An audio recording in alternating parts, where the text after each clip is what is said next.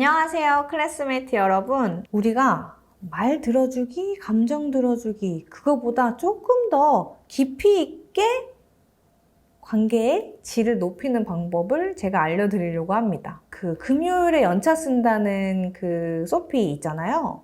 그 사람은 왜 그 은영이라는 동료에게 금요일날 연차 쓴다고 얘기를 했을까요?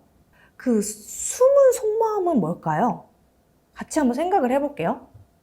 연차를 쓰는 건 이미 결정이 되었고 얘기해도 그만 안 해도 그만이긴 해요.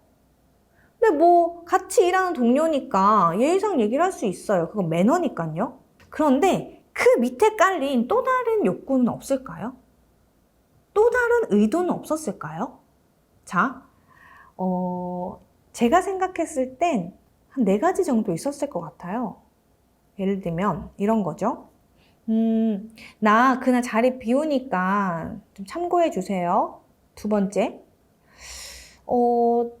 나 많이 좀 지쳤어. 그래서 연차 쓰게 됐거든? 좀 알아줬으면 좋겠어. 3번째, 누가 나 찾을 거거든, 분명히? 근데 나한테 안 넘기고 그냥 누구 선에서 일 처리해줬으면 좋겠어. 그리고 4번째, 나 금요일엔 전화 정말 안 받고 싶다? 어떤 걸까요? 물론 조금씩 다를 수는 있지만 만약에 저였다면 금요일에 전화를 안 받게 해줄 것 같아요.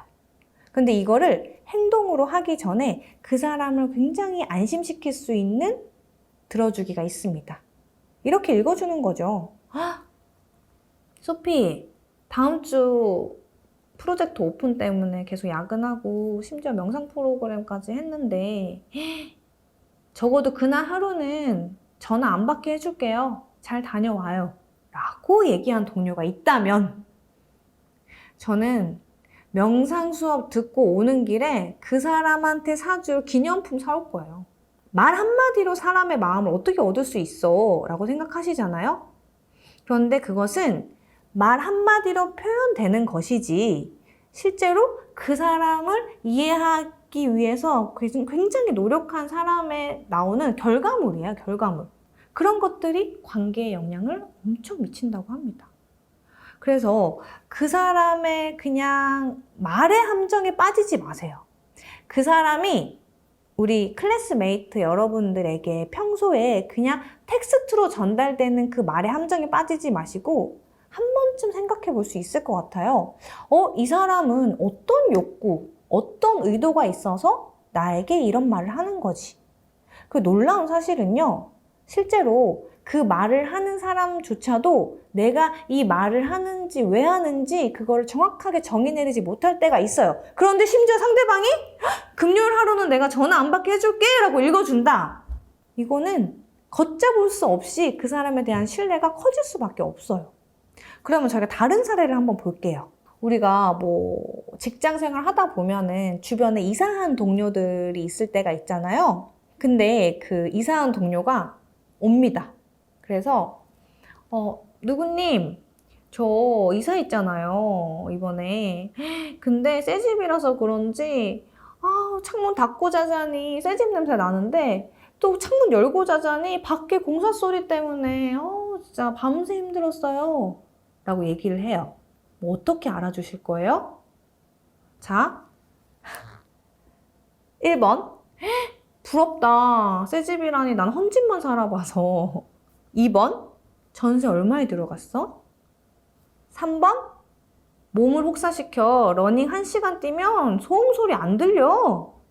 눈치를 챙기셔야 됩니다. 이렇게 읽어주시는 분들, 근데 지금 남의 얘기 하는 것 같으시잖아요? 실제로 이렇게 읽어주는 사람 진짜 많아요. 어떻게 읽어주실 거예요? 저라면 이렇게 읽어줄 것 같아요. 뭐 텍스트 경청으로 해줄 수도 있겠죠. 우리 배웠으니까. 창문 열면 소음 들어오고 창문 닫으면 새집 냄새 나고 쉽지 않으셨겠네요 하고 들어줄 수도 있고요. 진짜 밤새 짜증났겠다. 출근해야 되는데 진짜 속상했겠다. 잠 못 자서. 이렇게 들어줄 수도 있어요. 감정 읽어줄 수도 있어요. 근데 욕구. 그러면은 제대로 잠도 못 주무셨겠다. 진짜 피곤하시겠다. 헉, 이따가 점심시간에 제가 말 안 걸 테니까 조금 쉬다 오세요. 이렇게 읽어줄 수도 있는 거죠. 그러니까 우리가 상대방이 어떤 이야기를 할 때 그 말의 함정에 빠지지 않는 것이 굉장히 중요하다고 아까 말씀드렸는데요. 한 번쯤은 이 사람이 왜 이런 말을 할까? 이 사람은 지금 어떤 게 하고 싶은 걸까를 집중해 보는 것도 굉장히 의미가 있는 대화입니다. 1챕터에서 상대방의 마음을 얻는 대화법에 대해서 이야기를 나누고 있는데요. 여기서 가장 중요하게 명심해야 되는 두 가지가 있어요. 누군가가 어떤 말을 여러분에게 해요. 그랬을 때 절대로 답부터 해주려고 하시는 그런 태도를 일단은 버리셔야 합니다. 왠지 아세요? 우리는요, 그동안 너무 오랫동안 살아오면서 답하는 것에 너무너무너무 익숙해져 있어요. 그래서 나도 모르게 말을 하면 그 사람 말을 들어주는 것이 아니라 그 사람 말에 내가 어떻게 답을 해주지를 생각하기 때문에 그때부터는 이 사람 말이 제대로 안 들려요. 대화할 때 그런 적 있지 않으세요? 동료가 막 고민을 얘기를 해요. 근데 나는 좋은 사람이고 싶어서 뭔가 막 해주고 싶은 거예요. 그래서 이 사람이 말을 하는데 이 사람 말을 했어. 그러면 내가 어떤 말을 해야지 내가 좋은 사람으로 보일까? 어떤 대답을 해줘야 될까? 뭔가 도움을 주고 싶은데 그래서 자기가 하고 싶은 말을 막 해요. 횡설수설.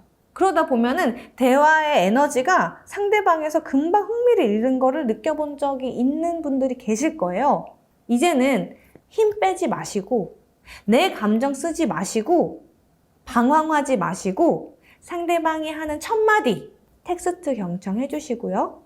그렇게 들어주다 보면은 네, 맞아요. 사실은 이런 말까지 안 했는데 어떻게 아셨어요? 이런 반응이 나오잖아요. 그때부터는 그 사람이 느꼈을 감정 읽어주시고요. 그거 읽어주다 보면은 와, 이 사람 밑에 어떤 욕구가 깔려 있을 것 같은데 그럼 그거를 긁어줘야겠다. 시원하게 긁어줘야겠다. 라고 생각하는 것. 그것이 바로 기가 막힌 기술이에요.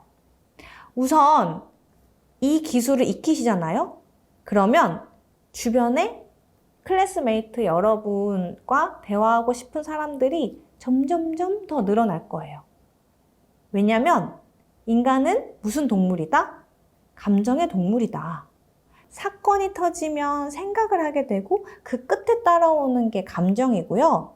우리가 경험이라는 것을 이야기할 때 하버드의 협상 비즈니스 스쿨에 있는 연구진은 그 경험이라는 것을 아예 felt experience로 정의를 했다고 합니다.